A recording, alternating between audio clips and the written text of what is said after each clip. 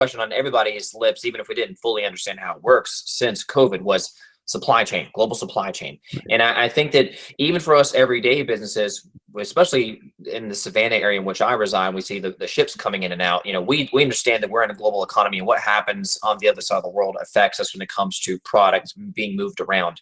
I recently saw a feature on multinational companies reducing their dependence on China, looking to potentially globalize with old alliances, maybe in the European sectors, and then also looking to diversify with some other Southeast Asian countries. And I feel like this trend will take a long time to sift, and in no way did the article, nor am I trying to say that everybody's ready to leave China, because yeah, bunch of different reasons. When it comes to small and mid-sized businesses and shoppers, what the article was implying is that because of the disruption and that it's continuing to realign itself and sift itself out in 2023, that could result in higher prices when it comes to shoppers and purchasers alike, because we're maybe reducing some of the business with China going other places, and there's still a lot of sifting to go through. So I don't know if you had any insight for us on that when it comes to realignment or costs related to supply chain. I think if we key on the word you mentioned, which was diversification in the supply chain, right? Diversification, even in portfolio management, right? And operations of your business, how diverse your company is going to be, et cetera. Diversification tends to reduce risk. Yes. Right. And so the idea is to reduce risk, that you as a seeker of inputs, perhaps from the Far East, perhaps from China. Now, if you're thinking to diversify that into other Southeastern Asian countries, or looking to Europe or South America to build out your supply chain or rebuild your supply chain, the idea is that you would be doing that to reduce risk and reduce uncertainty. Right. And so fundamentally, I think what that means is that in the longer term, I would argue that that's going to imply lower prices, not necessarily higher prices. Long term. Right. So you have, we may be working through this transitional period in the short run, but we are working through those supply chain issues right now, and this is part of that process. There's almost, in terms of global shipping prices, those are expected to be relatively flat through 2023. There's a lot of new capacity coming online in terms of the fleets adding more vessels to their sort of merchant marine lines. So, the pricing for shipping in 2023 is going to be relatively stable and far less than it was a year ago.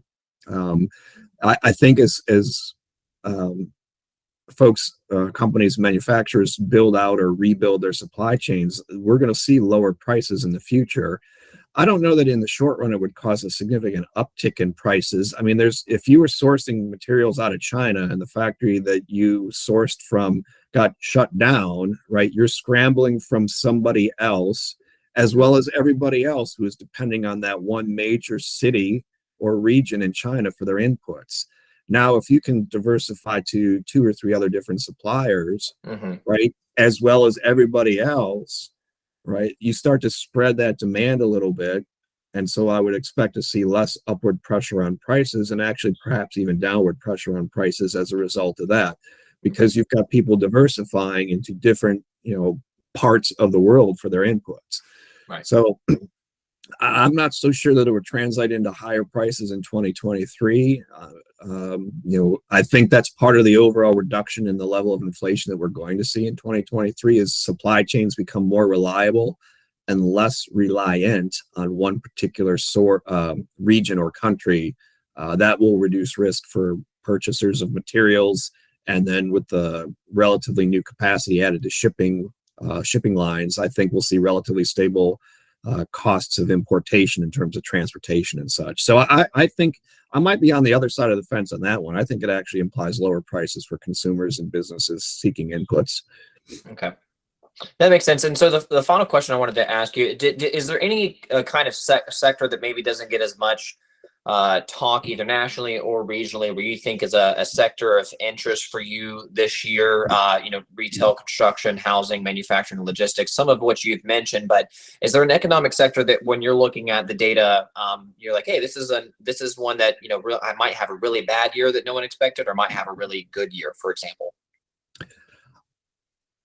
Um, because we're going to be looking at, I think, a generally average type year, I'm not sure that there's going to be any one sector that's going to stand out as being a big leader. I think Hmm. we're going to see general increases across the board, with perhaps some some folks who are like half a step of the game, some not folks, but some sectors that might be a half a step ahead of the game. And this might sound odd, but I think construction is going to be one of those. Hmm. Construction is now back at almost its 2007, 2008 level of employment in our region. But that's not because we're overbuilding. It's because there's significant fundamental demand for Yep. housing in the region. So Yep. with all the major construction projects and infrastructure development for logistics and these major large scale residential developments, I think construction is going to be an area where we'll see on the average a little bit more growth in that sector than we otherwise would have. I think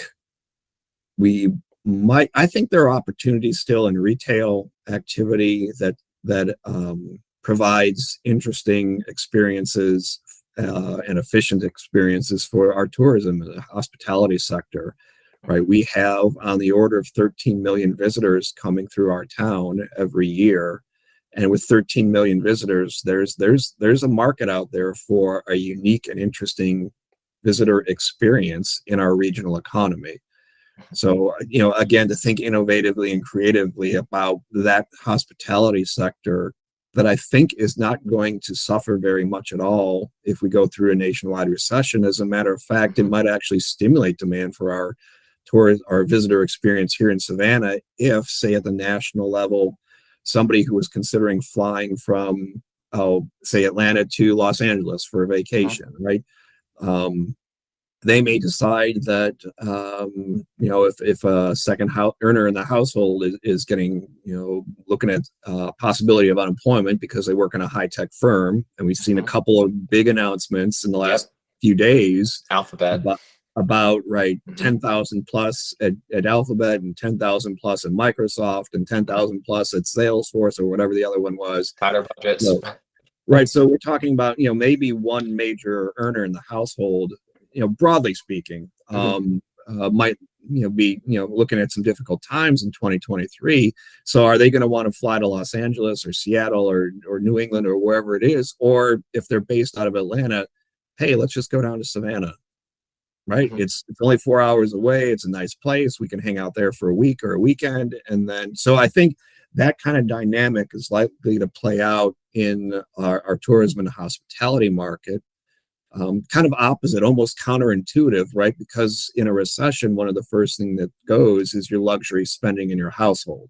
Mhm. And a tourism or vacation experience is a luxury item that may be put up on the shelf and say, let's just wait and see how things play out. And when you find the job, then we'll think about a vacation. But I think Savannah's tourism and visitor experience is unique and will attract people who Right. otherwise might have flown to a flying destination, whereas Savannah is more of a drive-in destination. So I think Yep. I'm not looking for a downturn in the tourism and hospitality industry here in Savannah. So I think that will continue to maintain the relative strength that it's had. And it does, 13 million visitors does provide opportunities for innovation and how can I offer an experience that's unique and different for potentially a pool of consumers that's 13 million deep.